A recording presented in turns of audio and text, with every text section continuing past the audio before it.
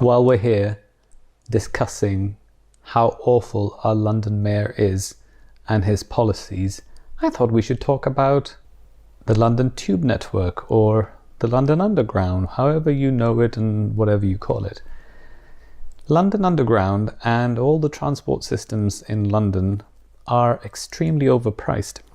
Any of you who have lived in London or traveled around in other parts of Europe will know that our underground system and all the tube and train network costs more than double what it costs in most other cities.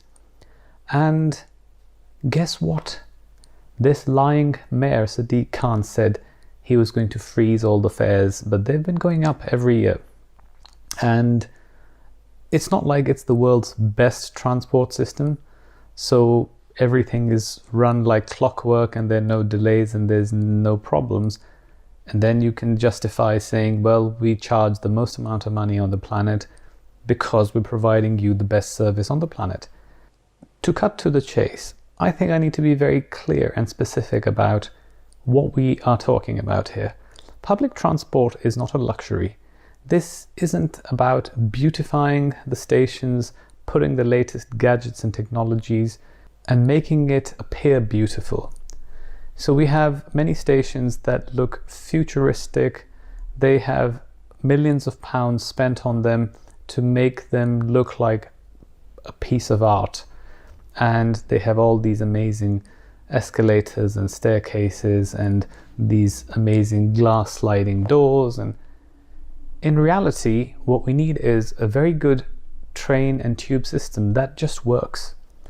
I mean, if you go to any country in Europe, I mean, let's take Paris, for example. It's 2 hours from London. It's a kind of a sister city of London.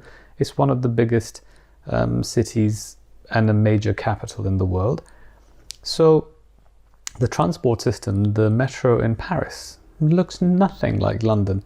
It's very basic, it's very simple, it's noisy, it's rattly and crackly, but it's cheap, it works, and it's on time, and it's simple. Simplicity creates longevity. But instead, Transport for London and the London Mayor is spending so much money on these things that could be really, really well done for a fraction of the cost.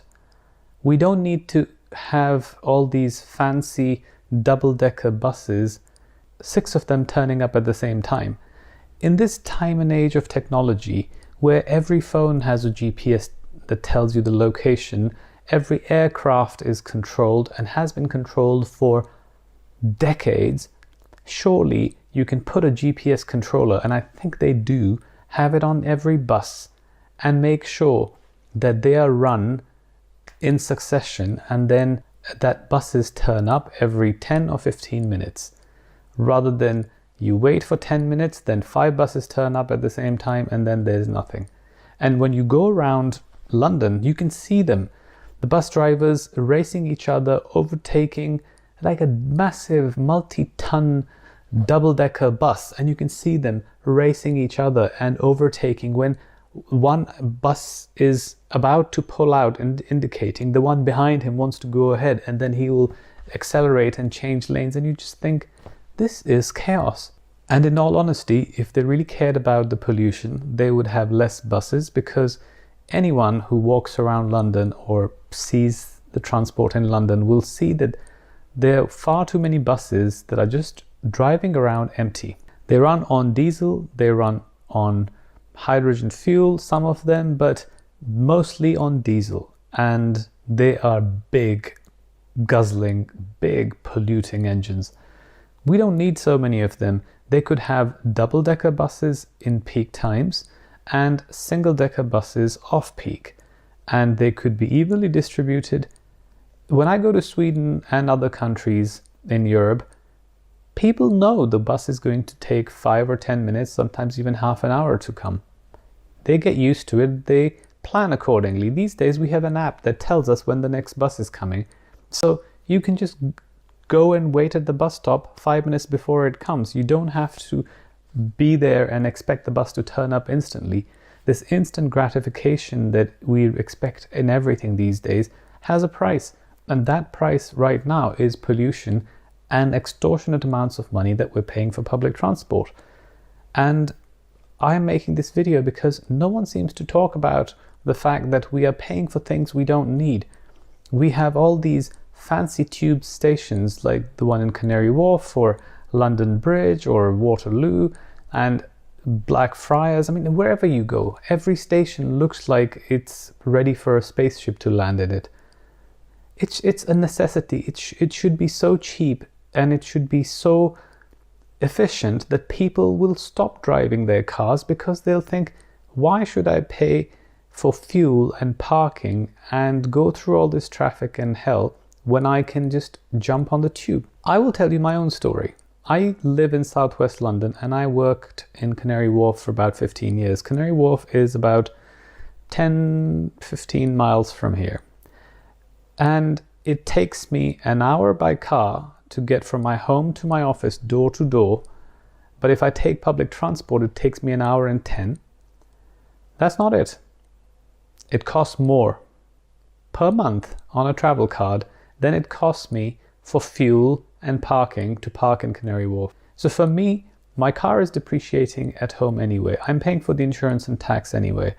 So people who say, oh, it's wear and tear on the car and all that, that's just bullshit excuse. If you have a car, it's depreciating whether you drive it or not. So for me, going to work by car was quicker, convenient, comfortable, my own space.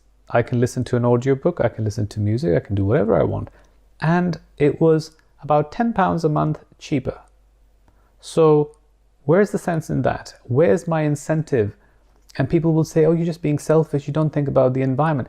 Well, if all of us stop driving who drive, those who are on the public transport won't have any more space, because the public transport as it is today, the tube and the train system, I'm not talking about the buses, they cannot handle the volume of people going into central London. So if all of us stop driving, with the current state of the public transport, it will collapse. Even now, once in a while, if I ever took the train or the tube, there's nowhere to stand, there's nowhere to sit. You can forget about sitting in the morning or peak hours, but there's nowhere to even stand. Sometimes you'd have to wait for 2-3 trains to go by before you can get on it. And then the trains are delayed, the trains are cancelled last minute. It's a complete sham. And why on earth would I put myself through this every single day when I can just get in my car and go to work and it's cheaper? And I know the government doesn't give a shit about pollution. Really, if they want to reduce congestion, the simplest thing would be to ask these big companies to move their offices to the suburbs.